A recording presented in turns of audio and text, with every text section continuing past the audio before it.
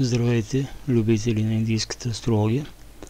В това видео искам да ви запозная с елективната астрология в Джотиш, или това е така наречената мухурта. Какво представлява мухурта? Намерих една много хубаво написана статия в един български сайт. Статията е на български език. Страницата е Astro Galaxy. И в тази статия е обяснено какво представлява мухурта, подходящото време за начало на нашите действия. Но да обърнем тук внимание на панчанга, съставена от 5 части. Това е деня на седмицата, нарича се Вара. Накшатрата, в която е разположена луната в този момент.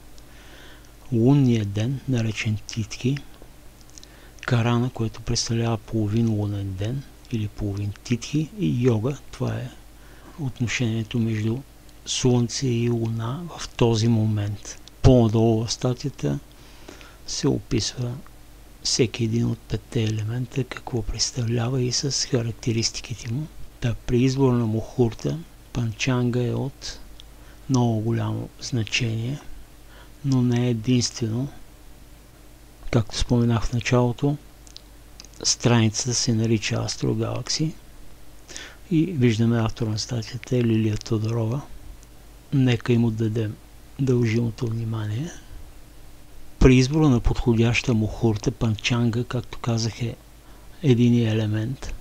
Трябва да обърнем внимание на наталната карта, дробните карти, също така периодите или дашите, в които се намираме, и транзита на планетите в този момент за започване на определен вид дейност или ново начало.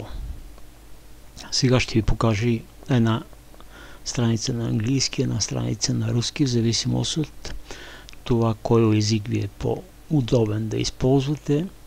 Страницата на руски език, която може да намерите панчанга. Страницата се нарича Вохумару. Тук може да прочетем за 5 елемента или панчанга за настоящия ден или за деня, в който искаме да започнем някаква дейност, доколко са подходящи за дейността, от която се интересуваме. Ето тук по-долу може да изберем датата, годината, която е от значение за нас, или нека погледнем за настоящия момент. Кликаме разчитане и по-надолу може да прочетем, ето днес Вара или деня от седмицата е сряда, управителя на Вара е Меркурий. Много е важно, когато разглеждате мухурта и панчанга, да обръщате внимание на управителите, защото в зависимост от това как те са разположени във вашата натална карта, в транзита в момента, може да направите изводи доколко ще е успешно начинанието, с което се захващате. По-надолу четеме за текущия лунен ден, Титхи, след това накшатрата, в която се намира Луната. Виждаме управителя, също е Меркурий, тук управител е Луна. Разглеждайте ги тези неща, разглеждайте управителите, защото те са от много голямо значение. И по-надолу половин Титхи или Карана и йогата в сегашния момент. Толкова за този сайт, който е на руски език, и един сайт на английски. Сайта се нарича Дрик Панчанг.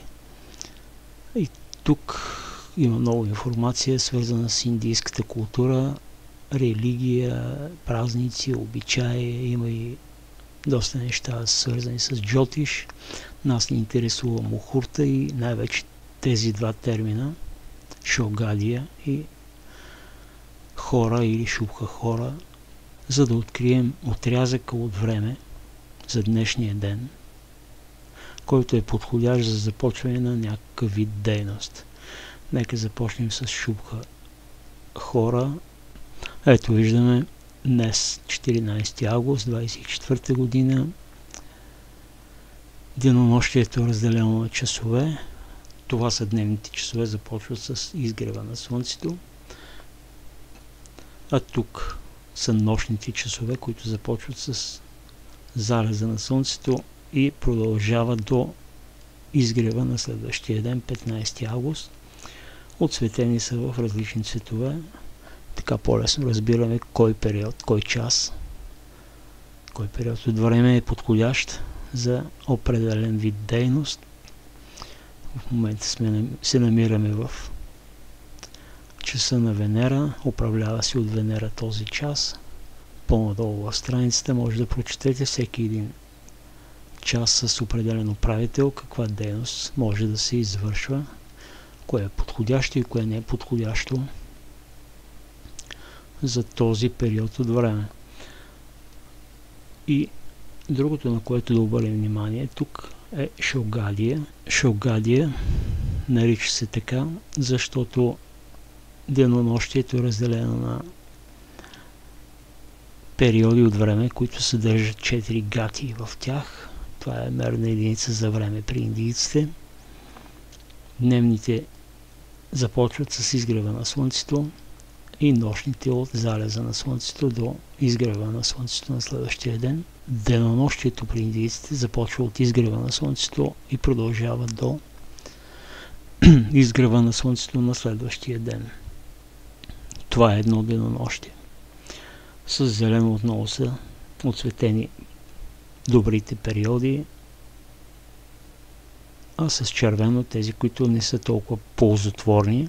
Някои от тях са полезни, когато имаме да извършваме някои по-агресивни действия, свързани с съдебни дела, с битки и войни.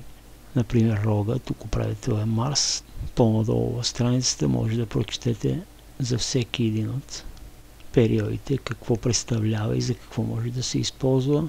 Например, Рога, Шелгадия, с управител Марс, се счита за неуспешен, но за определен вид дейности се препоръчва да се използва точно този час, този период от време, когато имаме да защитаваме нашите интереси, било в съдебни дела, било за сражения, битки с наши врагове.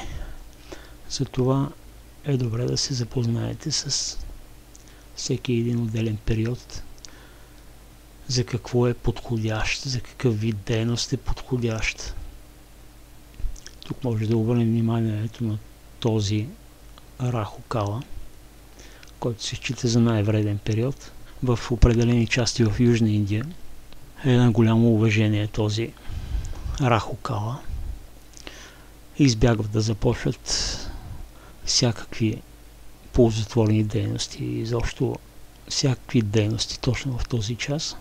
Друго, което може да имате предвид за Раху Кала или часът на Раху е, че не е желателно в този период, от този отрязък от време да правите консултации с астролог. Самите астролози избягват да консултират и анализират карти в часът на Раху. Толкова за Мухурта, Панчанга и елективната астрология при индийците. Ако имате някакви въпроси, искате да споделите вашето мнение, пишете в коментарите под видеото.